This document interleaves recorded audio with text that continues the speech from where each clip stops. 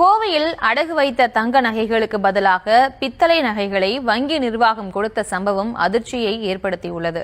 போலீசில் புகார் அளித்து 5 மாதங்களாகியும் நடவடிக்கை இல்லாததால் வங்கி நிர்வாகம் கொடுத்த இழப்பீட்டுத் தொகையை வாங்கிக் கொண்டு வாடிக்கையாளர் சமரசமாக சென்றுவிட்ட சம்பவம் குறித்து விவரிக்கிறது இந்த செய்தி தொகுப்பு.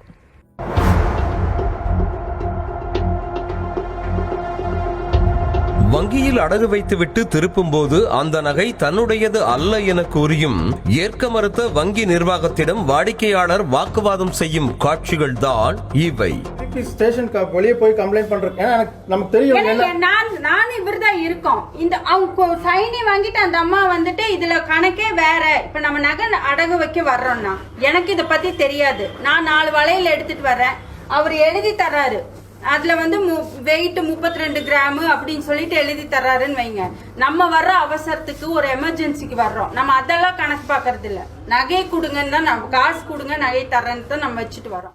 கோவை சூலூர் ரங்கநாதபுரம் பகுதியைச் சேர்ந்தவர் விஜயலட்சுமி.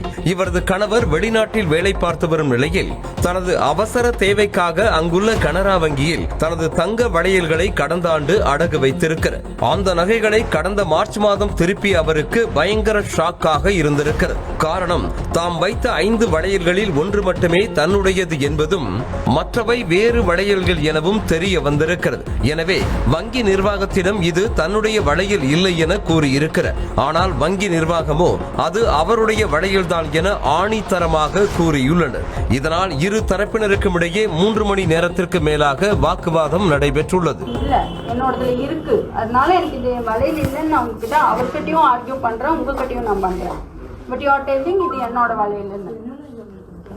மேடம் வெயிட் வித்தியாசம் வருது. எங்க வெயிட் அது மேடம் ஒரு டைம்ல நீங்க அவர் எழுதுறாரு, நீங்க அந்த அப்ரைசர் உள்ள எடுத்து வைக்கிறீங்க, நீங்க எழுதுறீங்க.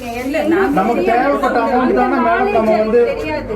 இதனையடுத்து வங்கி நிர்வாகத்தின் அறிவுறுத்தலின் பேரில் வளையல்களின் உண்மை தன்மையை தெரிந்து கொள்ள அருகில் உள்ள நகை கடைக்கு விஜயலட்சுமி கொண்டு சென்று சோதனை செய்திருக்கிறார். அப்போதுதான் அவை தங்க வளையல்களே இல்லை என்பதும் ஒன்றை தவிர மற்ற அனைத்தும் பித்தளை வளையல்கள் என்கிற அதிர்ச்சி தகவல் தெரிய வந்திருக்கிறது. இதனை கேட்டு மேலும் அதிர்ச்சிக்குள்ளான விஜயலட்சுமி வங்கிக்கு சென்று மீண்டும் வாக்குவாதத்தில் ஈடுபட்டிருக்கிறார். சார் எனக்கு அது வந்து கோல்டு ஃபர்ஸ்ட் வந்து நகை கொடுத்தப்போ ஒரு பேங்க்ல வந்து ரோஜரி பண்ண மாட்டாங்க அப்படி நினைக்க கூடாது. நம்ம செக் பண்ணி வாங்கணும். ஏமா நீங்க அவ்வளவு பேங்க்ல வந்து கொடுக்குறீங்க. நாங்க உரசி பார்த்து தான் வாங்குறோம். ஒரு கந்து வச்சிருப்பாங்க, தேய்ச்சி பார்த்து நிறைய கடையிலே போறோம். அப்படிதான் சார், அப்படிதானே அவங்க பண்ணுவாங்க. இதனை அறிந்த போலீசார் நேராக வங்கிக்கு சென்று இரு தரப்பினரிடமும் விசாரணையில் ஈடுபட்டனர். மேலும் நகையை திருப்பும் போது விஜயலட்சுமியின் அருகில் இருந்தவர்களிடமும் விசாரணை மேற்கொண்டனர். எனினும் பிரச்சனைக்கு தீர்வு எட்டப்படவில்லை. இதனையடுத்து இதுகுறித்து புகார் அளிக்கும்படி விஜயலட்சுமியிடம் கூறி பிரச்சனைக்கு போலீசார் தற்காலிகமாக முற்றுப்புள்ளி வைத்தனர். அதன்படி விஜயலட்சுமியும் புகார் அளித்துவிட்டு நடவடிக்கைக்காக காத்திருந்தார். ஆனால் 5 மாதங்களை கடந்தும் போலீசார் எந்தவித நடவடிக்கையும் எடுக்கவில்லை என கூறப்படுகிறது. அதே சமயம் வங்கி நிர்வாக தரப்பில் விஜயலட்சுமியிடம் சமாதான பேச்சுவார்த்தையும் நடைபெற்றுள்ளது. இதனையடுத்து யோசித்து பார்த்த விஜயலட்சுமி போலீஸ் நடவடிக்கை இல்லாததால் சமாதானமாக போக முடிவு செய்திருக்கிறார்.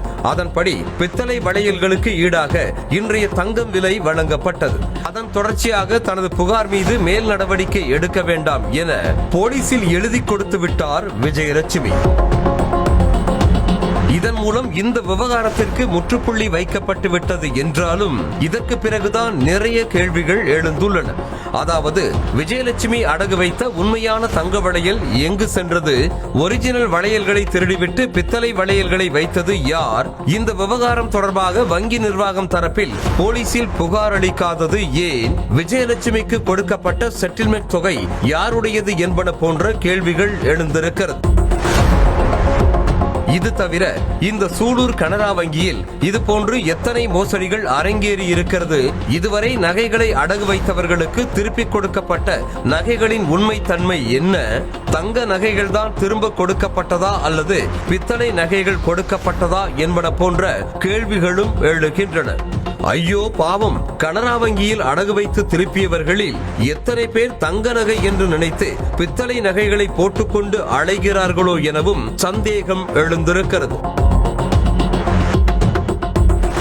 ஒட்டுமொத்தத்தில் அரசுடைமையாக்கப்பட்ட ஒரு வங்கியில் அடகு வைக்கப்பட்ட தங்க நகைக்கு பதிலாக பித்தளை நகைகள் கொடுக்கப்பட்ட விவகாரம் பல்வேறு சர்ச்சைகளுக்கு வித்திட்டுள்ளது என்றால் அது மிகையாகாது.